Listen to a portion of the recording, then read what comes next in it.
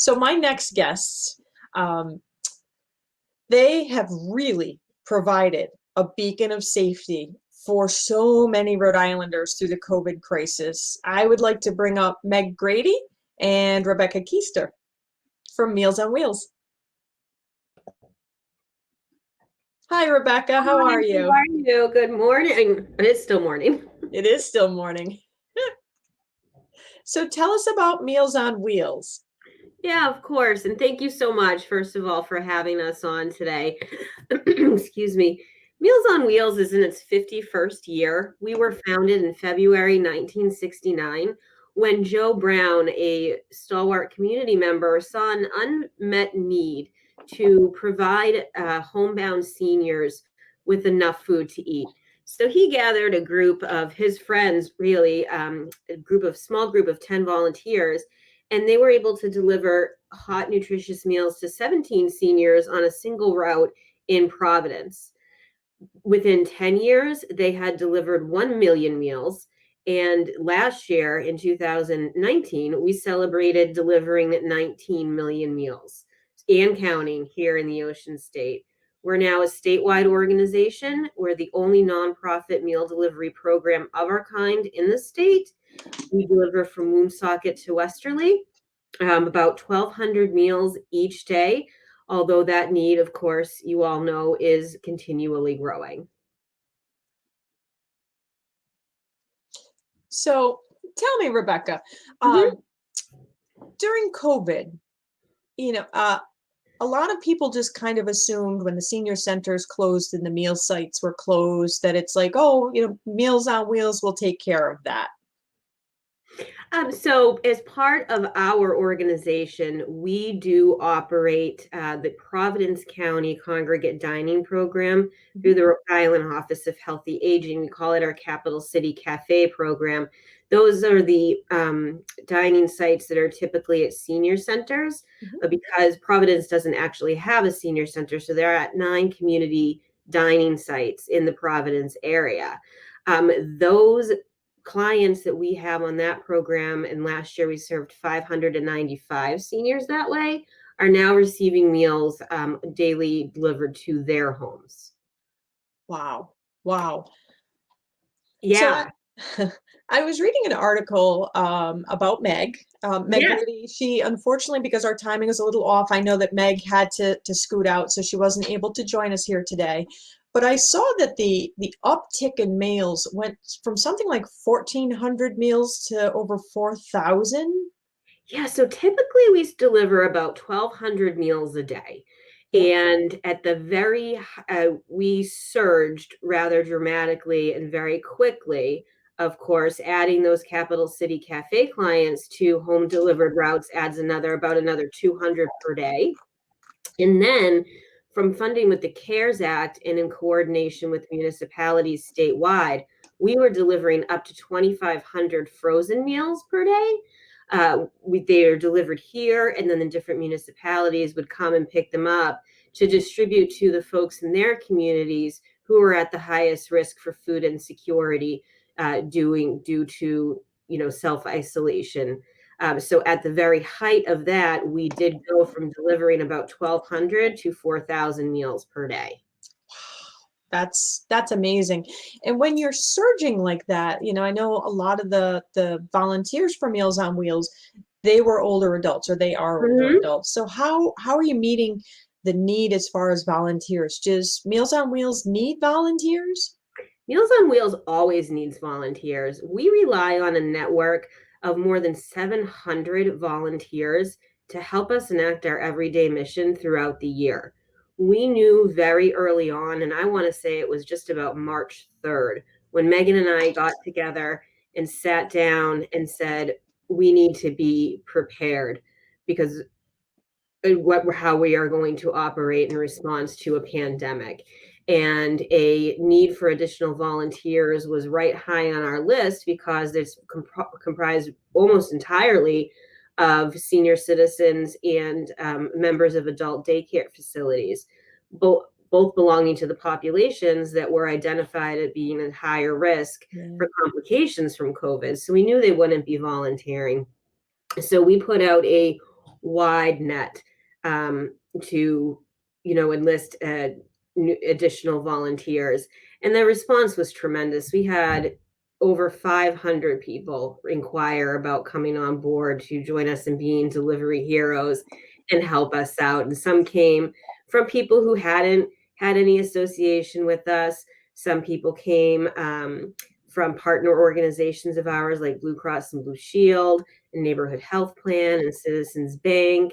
And then, of course, we formed a little bit later on a partnership with AAA Northeast, and they reorganized some of their business to have driver instructors who weren't able to work come and deliver our meals. And then the same thing with RIPTA drivers who weren't working due to reduced bus capacity.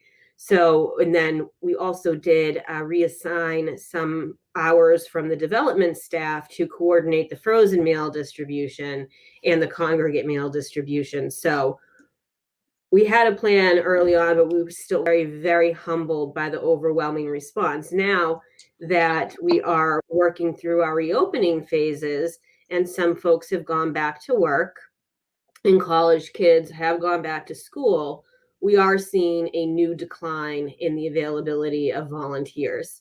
And we are very aggressively seeking new volunteers right now. So if people wanted to volunteer, what would they need to do? Who would they contact? So they could call 401-351-6700 and ask to speak with Ozzy, or they could email Brittany Kraft at bkraft@rimeals.org, and she can send them a Google form, which is also available on our Facebook, LinkedIn, and Twitter pages, and they can fill out that interest form. Excellent, excellent. So, Rebecca, Meals on Wheels, is it a nonprofit? It is a nonprofit.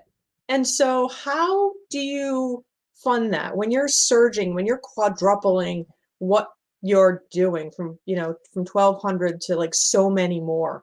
How are you doing that for funding? Well, the frozen meals were funded. The $2,500 a day frozen meals were funded through the CARES Act. Okay. Yep. And we were very fortunate also to get right out of the gate and apply for a lot of COVID-19 relief response grants that we were awarded. So on a normal basis, the vast majority of our budget is made up from state and federal funds, but we still need to raise in excess of $500,000 each year through individual, corporate, and foundational support just to maintain our level service, which is not what we want to do and which is not what our reality is going to be. So we are always seeking new partnerships, new funding opportunities to increase that so we can increase our services. So how much is it if I'm a senior receiving a meal every day, how much is that meal for me? So for you, it's free. There is no charge to receive home delivered meals. We do ask our clients to make a voluntary suggested $3 donation when they are able to do so. Only about 10% of our annual operating budget is covered by that client donation income. So we know that not everyone we're serving is able to make that contribution. So for between $15 and $21 a week, somebody could sort of sponsor a senior's meal, right? Yeah, if they wanted to donate. Yeah. So I'm glad you brought that up. So we asked for the $3 donation to offset the cost of the meal, but the full cost of the meal is actually $7.41. So we always say a donation of just $35 pays for a full week's worth of meals for one homebound senior. And we're hoping that a lot of folks will remember that when they tune in this month, starting next Sunday, October 11th, on Fox Providence, the CW, and my RITV to see our Festival of Meals virtual telethon. I don't know if you were able to come, but last year we had our inaugural Festival of Meals to celebrate our 50th anniversary, to honor our clients, our supporters, and everyone else involved in Meals on Wheels, and we're taking that virtual this year.